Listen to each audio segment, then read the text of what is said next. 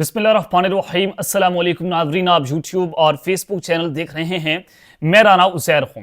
नाज़रीन, 2 से 3 बड़ी अहम तरीन खबरों पर आज हमने बात करनी है कि जनाब इमरान खान साहब की रिहाई के लिए कौन इस वक्त मिन्नतें समाजतें कर रहा है कि सर प्लीज इमरान खान को रिहा कर दें, हम रियासत से नहीं लड़ सकते। ये बड़ी इंपॉर्टेंट डिटेल्स हैं जो आपके सामने रखनी है कि ये बात किसने की और जब ये बात वहां पर की गई, क्योंकि ये एक बड़ी अहम मुलाकात थी। इस मुलाकात के अंदर जनाब जब ये बातें हुई तो दूसरी जानिब से क्या जवाब दिया गया, ये तमाम डिटेल्स मैंने आपके सामने आज के इस व्लॉग में रखनी है कि क्या पाकिस्तान तहरीक इंसाफ ने एक अहम मुलाकात के अंदर सरेंडर कर दिया है और ये दावा इस वक्त कहां से सामने आया है। जहां से दावा निकला है वहां से ये 100% कंफर्मेशन हो रही है कि जनाब ये बात वहां पर एक खास जगह के ऊपर हुई है।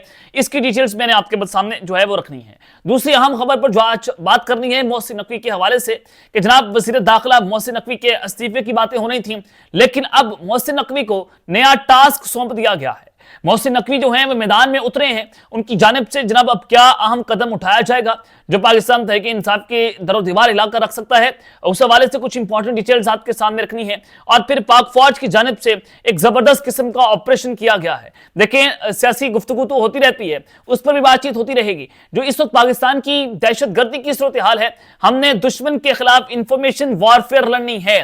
डिजिटल मीडिया के जरिए हमने दुश्मन का कला कामा करना है। ये बड़ी इंपॉर्टेंट डिटेल्स है कि आज दुश्मनों की नींदें हराम कर दी हैं और एक इंटेलिजेंस बेस्ड ऑपरेशन में क्या कुछ हुआ, इस हवाले से कुछ इंपॉर्टेंट डिटेल्स आपके सामने रखनी है। लेकिन आगे बढ़ने से पहले आप सबसे दरख्वास्त के चैनल को सब्सक्राइब कर लें, बेल आइकन को दबा दें। आने वाली तमाम तरह अपडेट्स आपकी खिदमत में बर वक्त पेश होती रहें। नाज़रीन, सबसे पहले तो ये ऑपरेशन वाली खबर आपको देना चाहता हूं कि ISPR की जानिब से बड़ा अहम तरीन प्रेस रिलीज जो है वो जारी हुआ है और पाक फौज का मुल्क भर में दहशतगर्दों और उनके सहूलतकारों के खिलाफ इंटेलिजेंस बेस्ड ऑपरेशन कामयाबी से जारी है। सिक्योरिटी फोर्सेस ने जिला कलात में ऑपरेशन के दौरान 6 दहशतगर्दों को जहन्नुम वासिल कर दिया है। पाक फौज के शोबा ताल्लुकात आमा ISPR के मुताबिक सिक्योरिटी फोर्सेस ने बलूचिस्तान के जिला कलात में दहशतगर्दों के खिलाफ ऑपरेशन किया और ऑपरेशन दहशतगर्दों की मौजूदगी में खुफिया इत्तला पर किया गया और वहां पर 6 दहशतगर्दों को जहन्नुम वासिल किया गया। हलाक दहशतगर्द कानून नाफिज करने वाले इदारों और शहरियों पर हमलों में मुलव्वस थे। इलाके में मौजूद दीगर मुमकिन दहशतगर्दों के खात्मे के लिए सिक्योरिटी फोर्सेस का क्लियरेंस ऑपरेशन जो है वो जारी है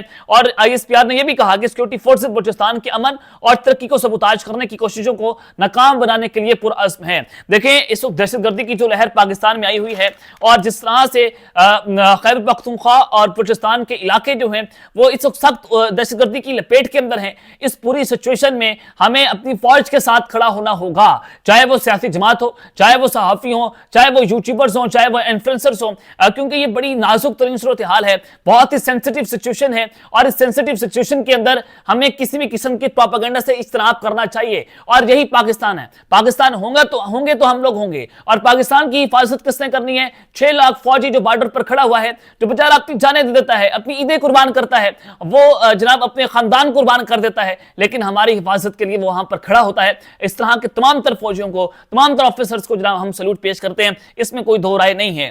तो जनाब अब बढ़ते हैं दूसरी आम खबरों की जानिब कि एक तो मोहसिन नकवी साहब को वज़ीर दाखिला को अहम टास्क जो है वो जनाब सौंप दिया गया है।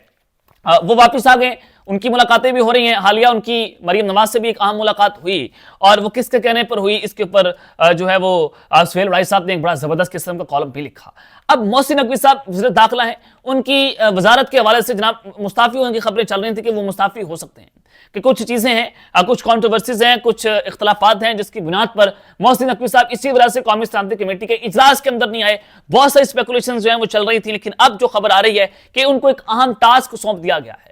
अब जाहिर है पाकिस्तान तहरीक इंसाफ का जो सोशल मीडिया सेल है वो इस वक्त कंट्रोल के अंदर नहीं आ रहा और जो जिस तरह की ट्वीट्स होती हैं या जाफर एक्सप्रेस सानिया में जिस तरह से गैर जिम्मेदारी का मुजाहरा किया गया, इस तरह के सानिया में हमें अपनी फौज के साथ खड़ा होना चाहिए। इसमें पाकिस्तान तहरीक इंसाफ का मौक़िफ़ था अपने ऑफिशियल ट्विटर अकाउंट से, लेकिन जो बाकी उनके अपने छोटे मोटे अकाउंट से उससे कुछ ऐसी चीजें हो गई, उससे कुछ गैर जिम्मेदाराना ट्वीट्स हो गई जिसकी वजह से रियासत को नुकसान पहुंचा। अब जनाब इस तरह से जो सोशल मीडिया के खिलाफ, फौज के खिलाफ बोलेगा, उसके खिलाफ अब एकदम ईद के बाद तेज हो जाएगा। ये टास्क सौंप दिया गया है। ये तरीकाकार उन्होंने कहा कि दुरुस्त नहीं है कि क्योंकि अमेरिका, बरतानिया, सऊदी अरब के अंदर, बाकी ममालिक के अंदर जिस तरह का मॉडल लफ्ज़ है कि आप रियासत के खिलाफ नहीं बोल सकते। आप फौज के खिलाफ नहीं बोल सकते, उससे रियासत को नुकसान पहुंचता है, तो उस सूरत हाल में उन तमाम तर ममालिक का मॉडल पाकिस्तान के अंदर नाफिज किया जाएगा और पीका का इस्तेमाल किया जाएगा और पीका के तहत वसी तर पैमाने पर जो फौज के खिलाफ बोलेगा उस पर अब गिरफ्तारियां भी होंगी और उनका ऊपर पीका का इस्तेमाल होगा और कानून भी उसके ऊपर चलेगा। अब ईद के बाद सूरत हाल वो कह रहे हैं कि मुख्तलिफ होगी और प्रोपेगेंडा को रोकना भी होगा। नुसरत जावेद साहब सीनियर जर्नलिस्ट हैं, वो भी कह रहे हैं कि ईद के दूसरे तीसरे दिन से मेगा क्रैकडाउन जो है वो सोशल मीडिया पर जो पाकिस्तान तहरीक इंसाफ का बयानिया फैलाते हैं उनकी गिरफ्तारियां जो है वो शुरू हो जाएंगी, चाहे वो व्हाट्सएप ग्रुप के एडमिन हो, चाहे वो फेसबुक पे बात कर रहे हो, चाहे वो ट्विटर पर हो, चाहे वो यूट्यूब पे हो, जो फौज के खिलाफ रियासत के खिलाफ जनाब यारों के खिलाफ प्रोपेगेंडा करेगा उनको गिरफ्तार किया जाएगा। ये टास्क सौंपा गया है और आईजी इस्लामाबाद जो है वो उस जीआईटी के सरबराह भी हैं और मोहसिन नकवी साहब जो हैं वो अब उनको मुकम्मल फुल फ्लेज अथॉरिटीज जो हैं वो दे दी गई हैं कि अब नो टॉलरेंस और अब किसी को नहीं बख्शा जाएगा। चलें अच्छी खबर और आगे बढ़ते हैं जनाब।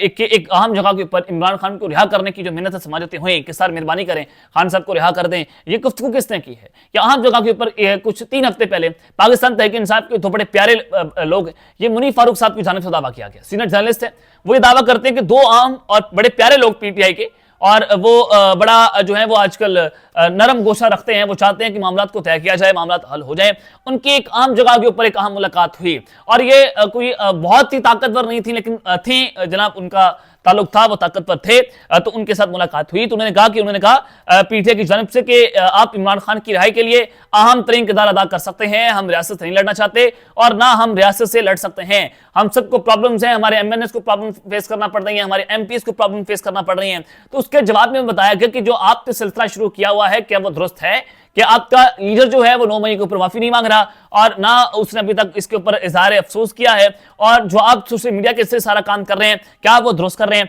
फिर दूसरी जानिब से कहा गया कि सर ये हमारे कंट्रोल के अंदर नहीं है, हमारे कंट्रोल में हो तो हम सब कुछ बंद कर दें। ये लोग असदाना अपने राय जो है वो कायम करते हैं, ये सोशल मीडिया जो है वो ना हम कंट्रोल करते हैं ना हम नैरेटिव देते हैं, ये लोग खुद ब खुद जो है वो बात कर रहे हैं।